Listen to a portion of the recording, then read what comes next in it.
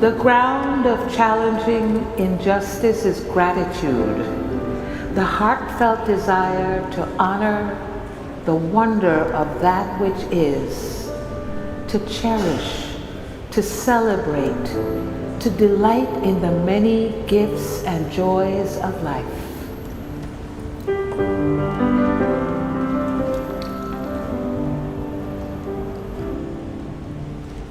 Over my head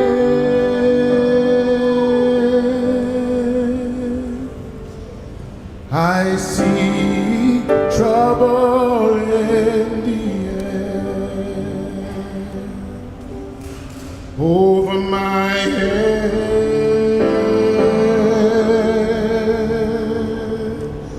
I see trouble in the air. Over my head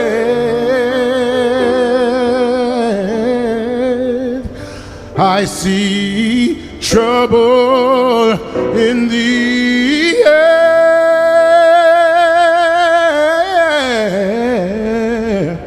There must be a joy somewhere.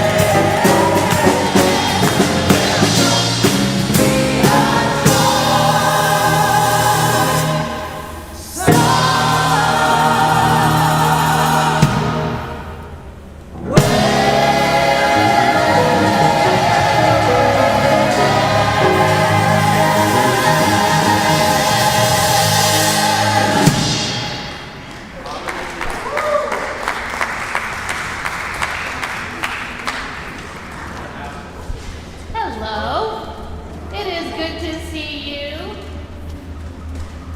Thank you all for getting through that. I know that there are a few days in the year where it's just rough to get here, and I am very grateful when people fight the crowd and show up. So thank you.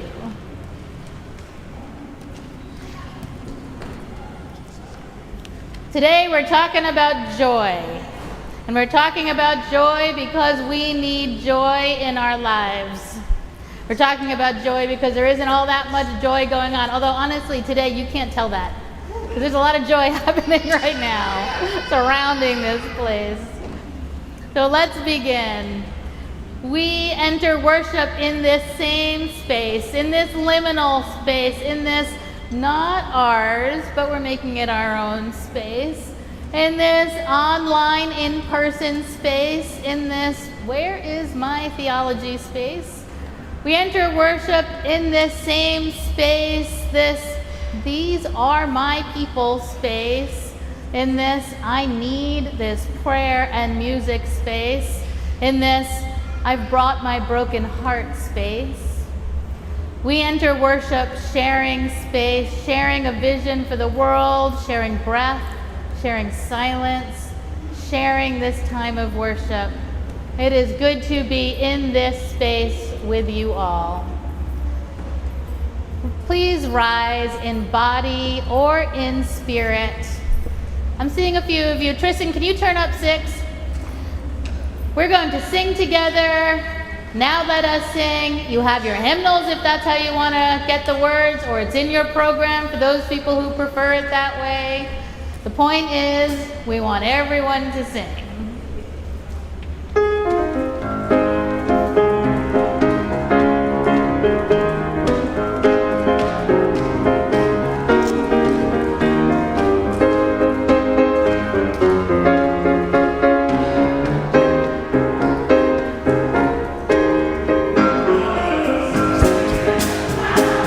Faith, don't let us say to the power of faith within.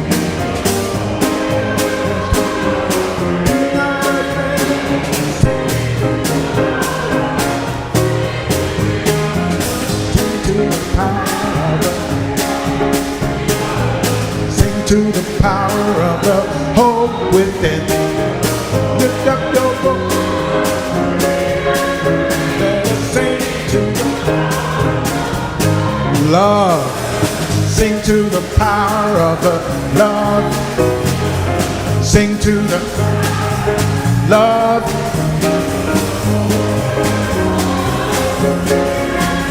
Let us sing joy. Sing to the power of the joy.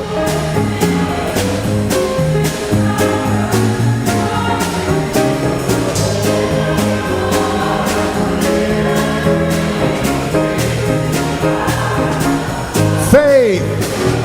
Sing to the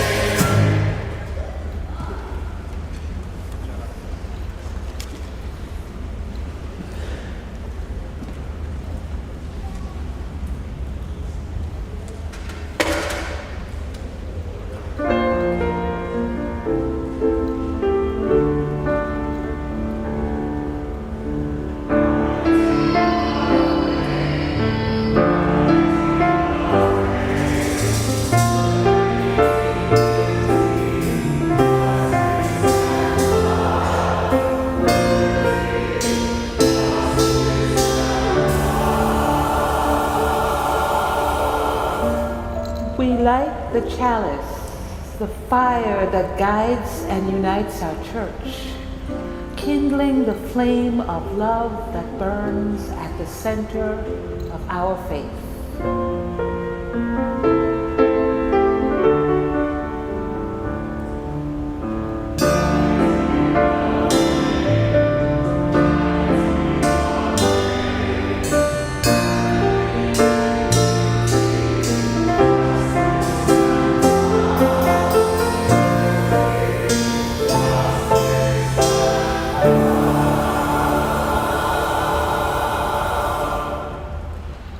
unison affirmation. Unto the Church Universal, which is the depository of all ancient wisdom and the school of all modern thought, which recognizes in all prophets a harmony, in all scriptures unity, and through all dispensations a continuity, which abjures all that separates and divides and always magnifies humanity and peace, which seeks truth in freedom, justice in love, and individual discipline in social duty, and which shall make of all persons one beloved community. Unto this church and unto all its members, known and unknown throughout the world, we pledge the allegiance of our hands and hearts. So, friends, we greet each other on Sundays as part of our liturgy. We turn to our neighbor, whether they're strangers or friends, old friends, new friends, and we welcome them into this, our shared space. It's our way of saying that our spiritual path is communal. It's relational, and we are in this together. It's not just friendly, it's how we ground ourselves in this space with each other. Please take a moment and greet your neighbor. Good to see you, Reverend Peggy. Good to be here.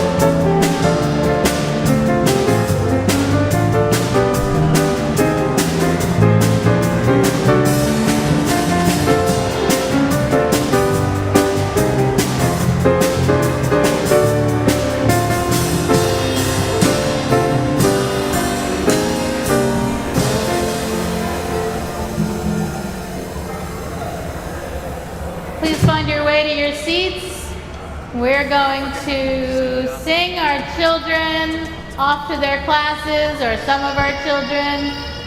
Some of our children will be here.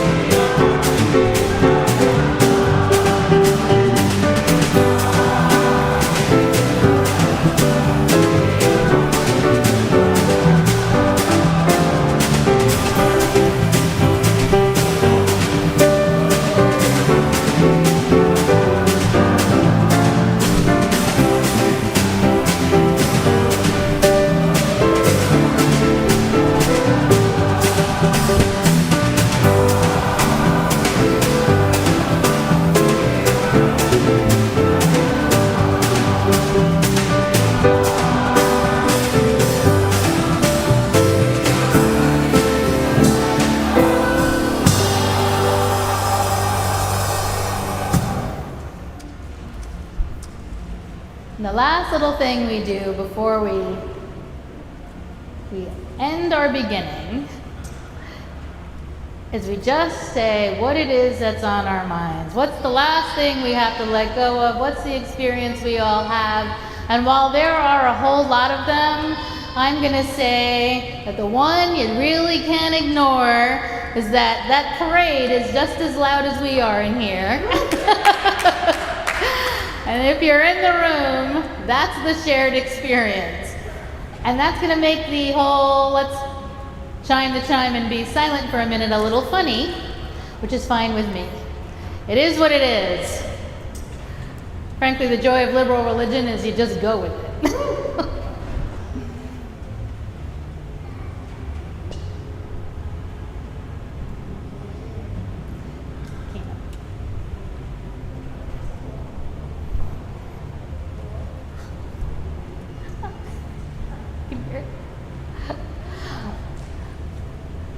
Let's begin our prayer.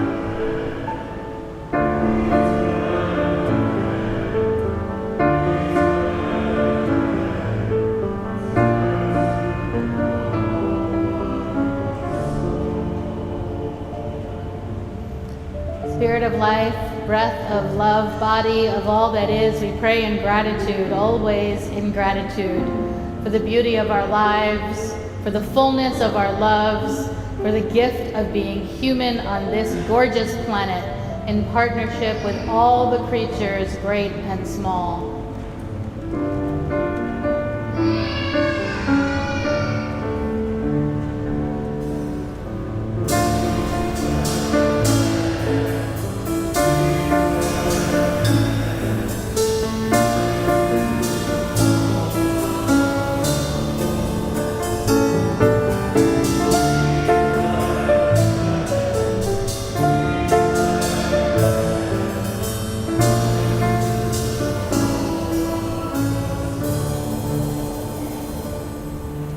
We begin in gratitude, but we are also worried.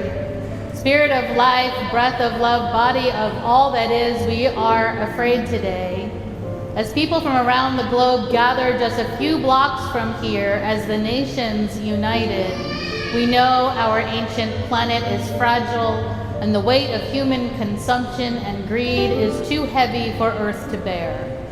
We pray for a change of heart, a change of minds from these global leaders, bringing us into right relationship with life abundant, inspired by both alarm and compassion.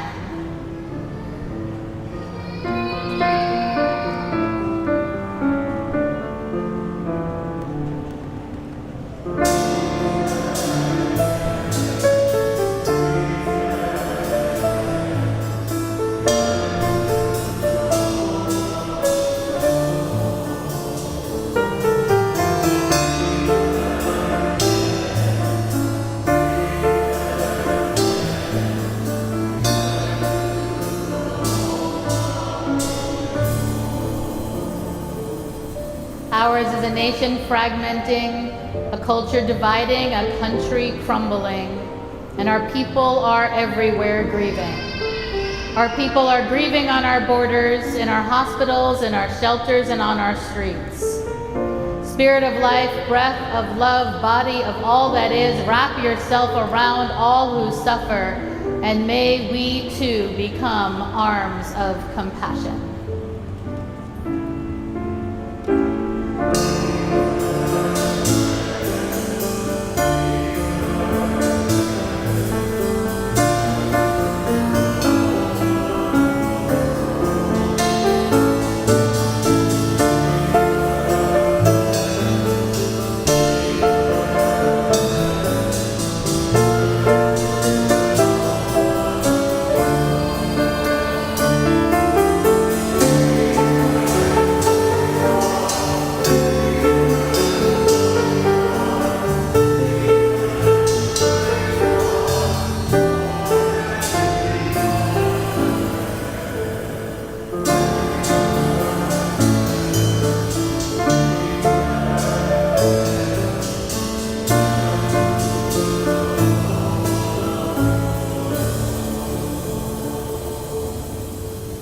spirit of hope and love and community, please join us in lighting a candle for your own intentions.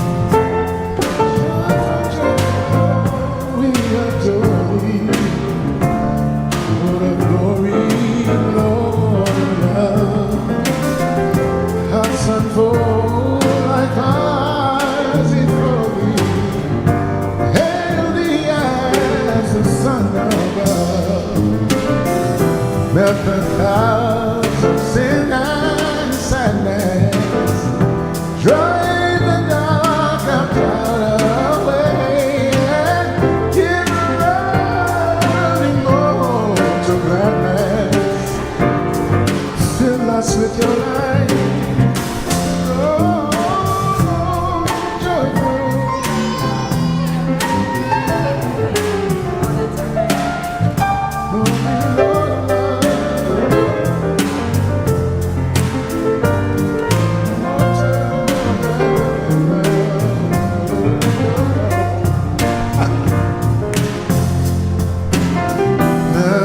The clouds of sin and sadness, drive the dark of town away, give it all immortal gladness. Fill us with your light,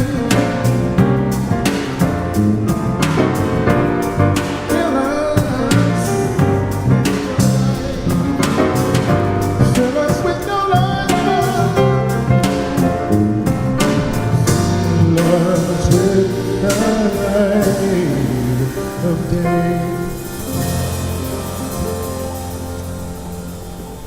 Spirit of life, breath of love, body of all that is, we pray in gratitude for all that we have, for all that we are, on this and every day, with this and every breath. Amen.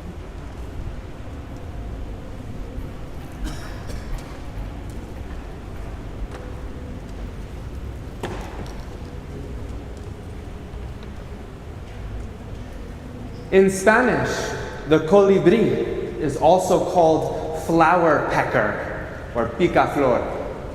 It's also sometimes called the rose sucker or flower sucker, chuparrosa or chupaflor. The colibrí is also called by the sound it makes, the zum zum or zunzuncito or zumbador.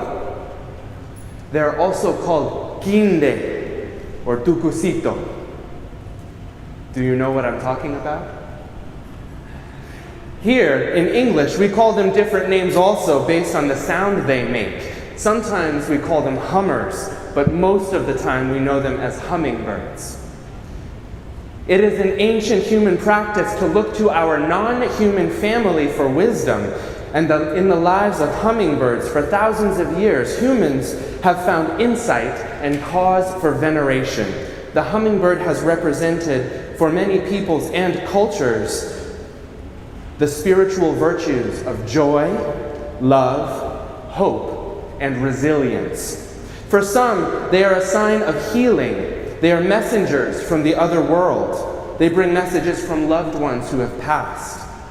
Hummingbirds, with their fast-paced lives, jumping and dancing and flying and humming and chirping their way through the air, have for centuries been symbols of living in the moment, staying present to the tumult of life, its pleasures and conflicts. Hummingbirds have the most advanced metabolic system in nature, capable of producing calories from simple sugars at an efficiency surpassing any other living creature. Consuming only the sugary nectar of flowers, hummingbirds expend on average every day the human equivalent of 150,000 calories. That's just about what an elite marathon runner would run if they ran 10 marathons in a day. Hummingbirds use this energy for elaborate courtship rituals, complicated mid-flight battles with others for territory or in competition for the right to mate. Hummingbirds appear to dance through these conflicts, dipping, twisting, diving, spinning, sometimes with partners in courtship and sometimes in partners with conflict. These movements accentuate the bright colors of their plumage, making these tiny birds appear to sparkle as they dance through the air. Do you know what I'm talking about? The wings of large hummingbirds beat more than 12 times a second, while the tiny hummingbirds, their wings can beat more than 99 times per second. The sound the wing makes is iconic. The frequencies produced by the feathers of hummingbirds are unique in the animal kingdom. The patterns of oscillation of hummingbird wings produce harmonics audible to human ears.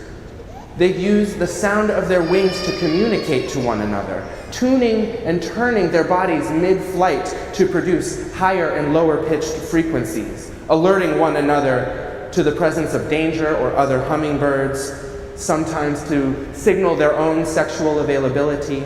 They use their wings as instruments, like musical instruments. The warm zoom of a group of hummingbirds can be heard to rise and fall together in pitch, with harmonics gently punctuating the rolling drone. Hummingbirds are descendants of the very same dinosaurs whose complex vocal cords and resonant nasal cavities produced a variety of sounds, including their own harmonics. What at first to us may seem like a short series of flat chirps, with a little bit more attention, you can hear in hummingbirds fast, complex melodies and harmonies that resonate with the sounds of their wings. I'm saying that hummingbirds harmonize with their own wings. The songs of hummingbird species can be shared with one another. Local songs are called dialects that can be shared between species and different family groups. These songs and dialects can travel thousands of miles with their migrating hummingbirds, with thousands of subtle variations. I hope it's not hard to see why hummingbirds have been symbols of joy and hope in human cultures. With their boundless energy and overflowing capacity, hummingbirds choose to dance, floating and twisting their way towards and away from each other, dancing in courtship, dancing through love, dancing emphatically and gratefully apart. Hummingbirds use their unique wing and feather physiology to create music with each other, to share information, stories, warnings, and I think to make beauty. Hummingbirds use their voices to ornament this song with joy, with culture. If the colibri, the hummingbird, is here to teach us about joy, hope, and resilience, let us learn from it how to use those gifts, to dance, to play, to sing, and sometimes to fight.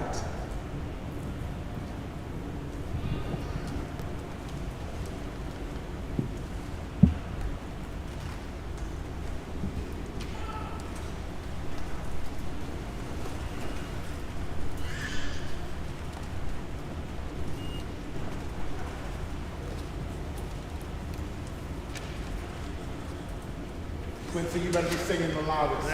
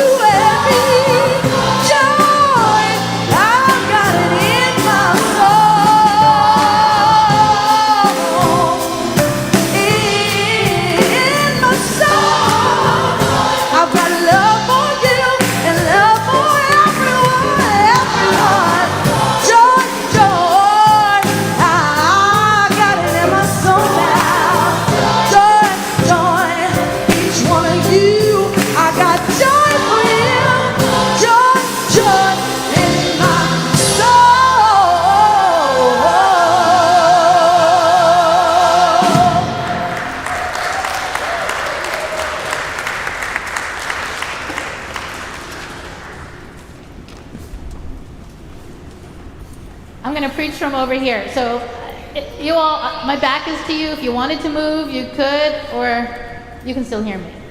Sorry about that. I just feel like I want to be here.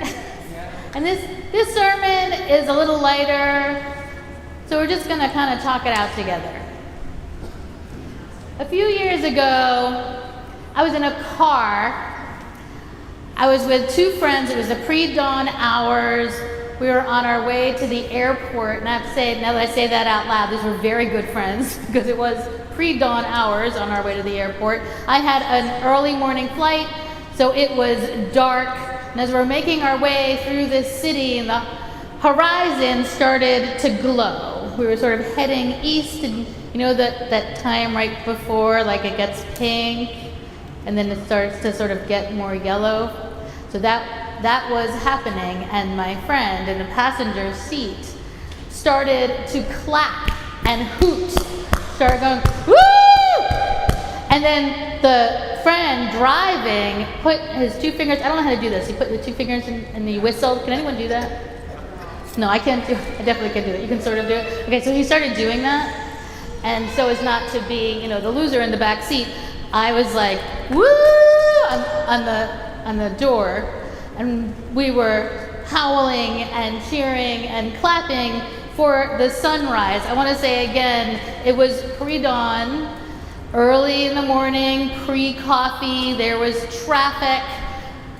You would think nobody was happy in this car, but there we were celebrating. We were choosing joy in that moment. We were hooting and hollering. Every human who has ever lived has seen a sunrise. In fact, the sun rises every day. It has, from the beginning of time, has always risen. This you might call a mundane moment, and yet there we were responding with everything we had. A totally predictable moment that we were making unpredictable with the outpouring of joy coming from us. I have said this before and I'll say it again.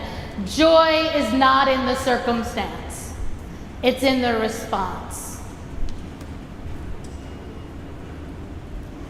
Last week, I preached here and it was sort of heavy, right? I talked about the seduction of empire. We talked about atonement next week. And I just thought it's all been a little bit heavy and maybe we need something of a break. The country is fractured and fragmenting. Most of us are feeling raw or overwhelmed.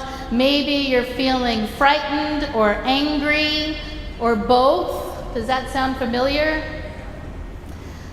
So we're talking about heavy things. We're feeling pretty raw. And I thought, I don't care that this is the Sunday that we always talk about climate. And we do. We always do. Given everything that's happening, though, I decided to skip it.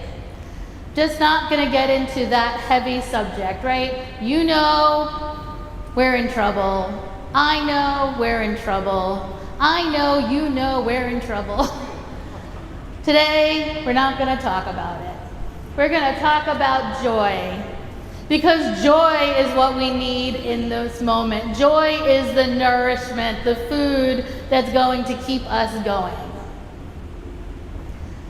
When I was in 8th grade, we were learning about the Depression, and we were given an assignment to interview our grandparents to find out what their lives were like during that time.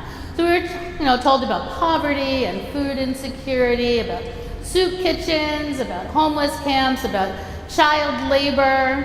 And the teacher was hoping to make this more real by sort of grounding us in our own personal histories. So I recorded a conversation I had with my grandmother.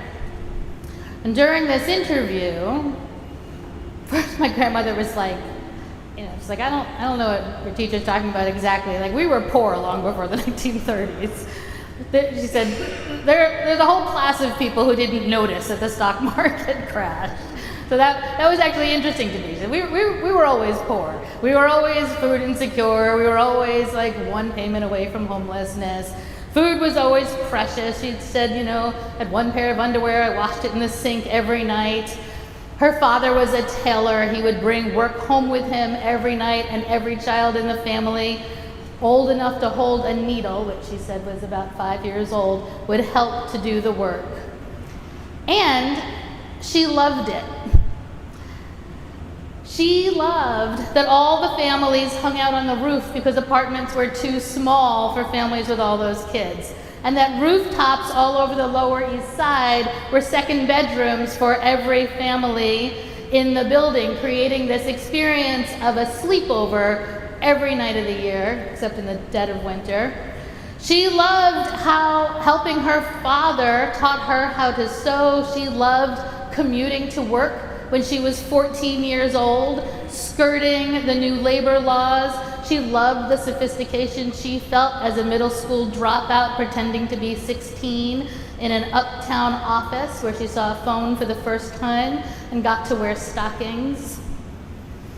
My 8th grade teacher listened to this conversation with my grandmother and he laughed. He wanted me to understand the struggle of generations before me, but instead, my genuinely cheerful grandmother made the Great Depression sound like fun. My grandmother was filled with joy. It is just who she always was. It was her natural disposition. My grandmother joked on her deathbed. I was there, she's literally dying. She's dying, she's in her deathbed. The doctor came in and sort of essentially explained to her that she wasn't dying as fast as he would have thought. And she turned to me and said, "I'm always late," and then cracked up. Joy is not in the circumstance, it is in the response. I am no Pollyanna. I am quick to name toxic positivity. I'm in no way suggesting that anyone pretend that things aren't dire or that your fear or anger are unfounded. I'm saying this is the life we are given.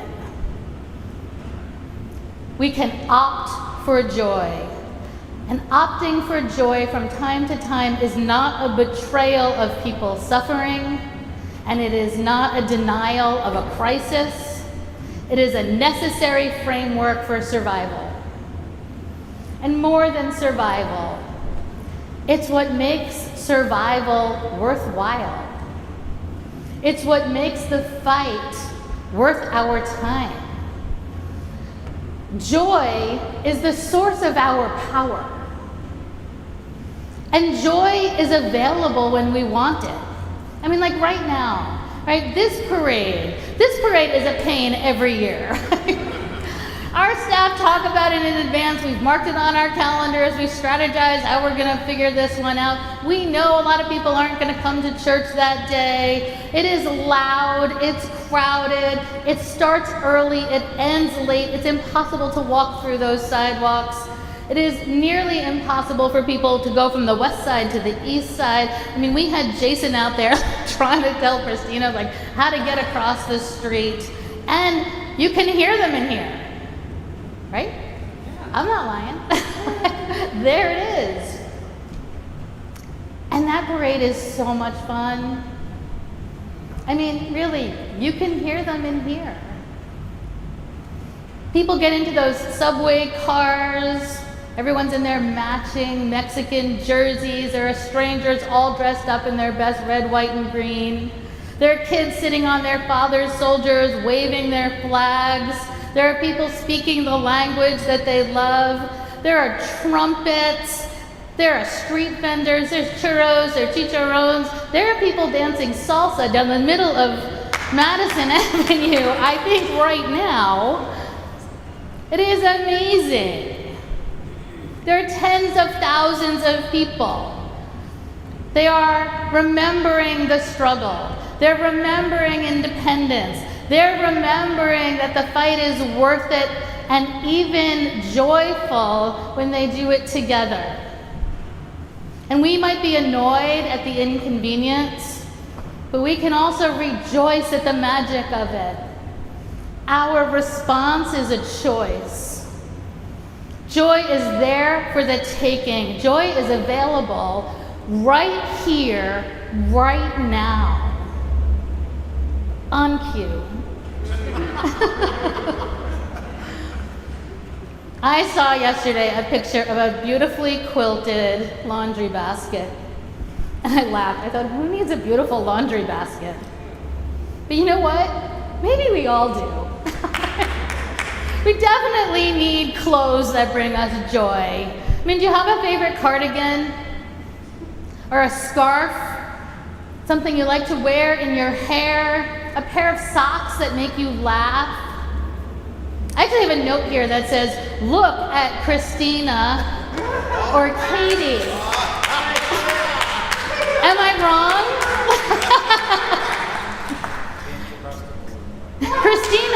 Christina walks around. Tell me this isn't true, Christina. Christina walks by me on Sundays and I say, I love you. Because she looks so joyful. She looks all put together. She looks like she loves the world. And then when she walks by me, I'm like, really? And if you see Katie on any of our videos, right, everyone's wearing their like New York City black. And then there's Katie in some like hot pink shirt or great big yellow dangly earrings. Now she's got the silver ones on. She's wearing leopard pants.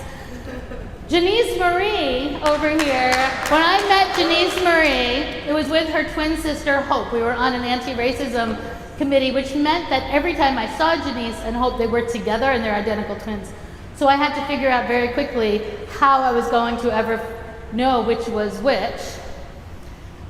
And I learned almost immediately that Janice Marie wears orange. And I have to say, I did not tell her this, but there she is in her orange, which always reminds me, immediately when I met her, reminds me of a Caribbean sunset and her Jamaican heritage. And so every time I saw her, I would think, there's that gorgeous orange, it's Janice Marie.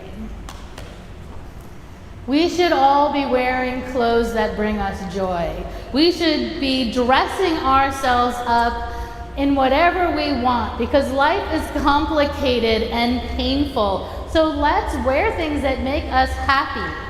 Wear white after Labor Day, and that's a classist rule anyway, but wear white after Labor Day. Break every fashion rule you've ever heard. Mix silver and gold, wear stripes with prints, wear crop shirts even if you're over 30. Stop waiting for some fancy occasion to wear that dress you love. Just wear it through Bryant Park, and no one should be dressing their age.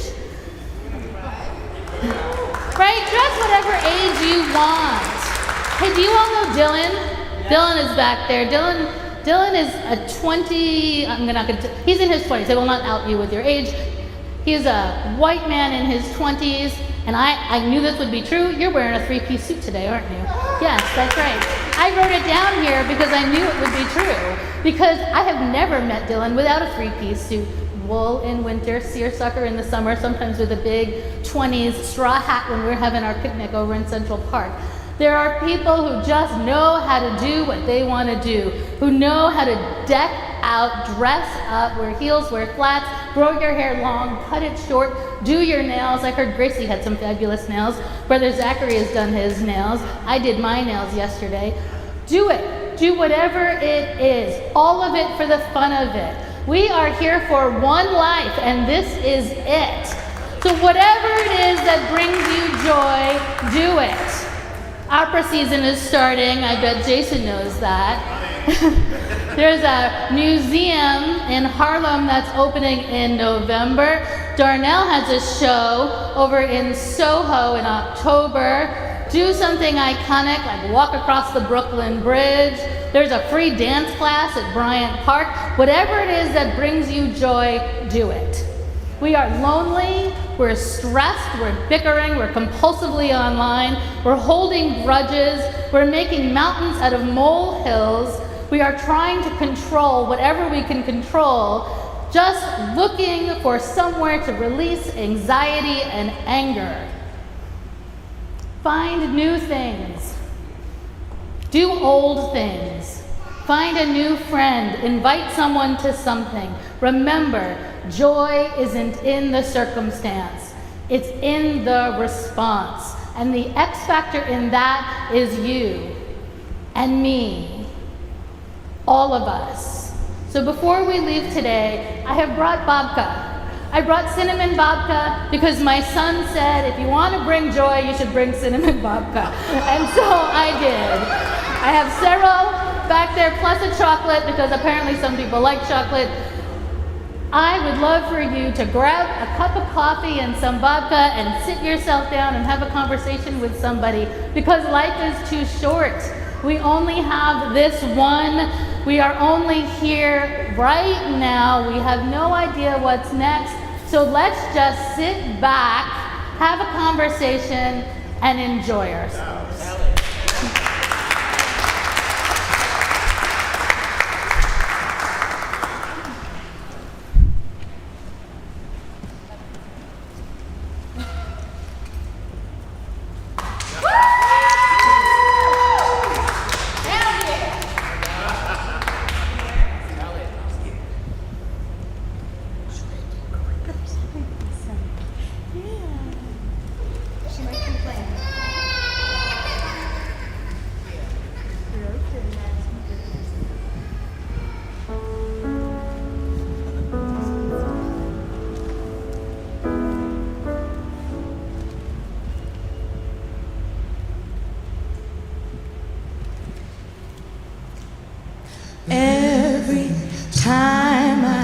feel this way, this old familiar sinking. I will lay my troubles down by the water, where the river will never run dry. Hallelujah. I'm gonna let myself be lifted. I'm gonna let myself be lifted. I'm gonna let myself be lifted. By and by, I will lay my troubles down by the water, where the river will never run dry. It's been said that I do believe as you ask, so shall you receive. So take from me these troubles, bring me sweet release, where the river will never run dry. Hallelujah. I'm gonna let myself be lifted. I'm gonna let myself be lifted. I'm gonna let myself be lifted. By and by, I will lay my troubles down by the water, where the river will never run dry.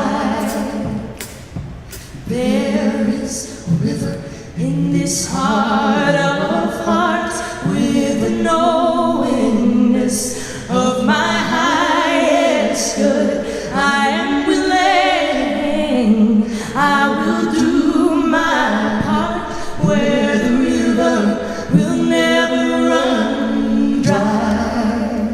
Hallelujah. I'm gonna let myself be lifted. I'm gonna let myself be lifted. I'm gonna let myself be lifted. By and by, I will lay my troubles down by the water, where the river will never run dry.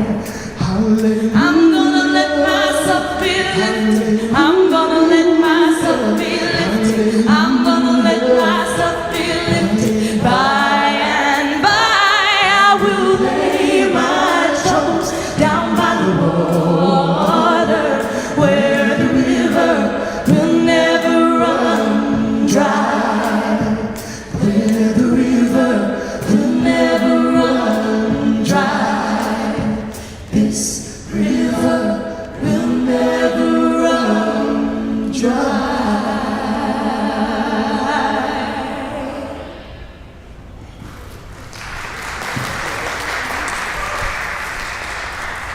That was gorgeous.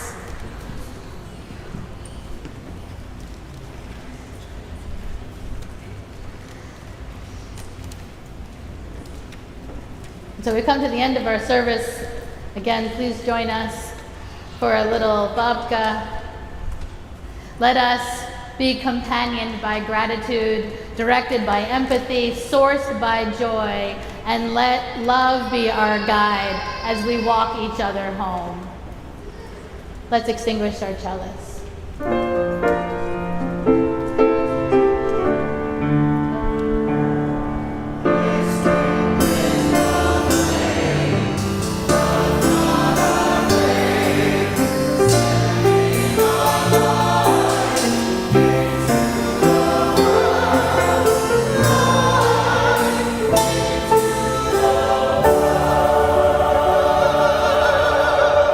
Send our light into the world where healing and hope are needed. Let us go in peace to love and serve the world and one another. And if you're up for it, please rise so we can sing together this joy.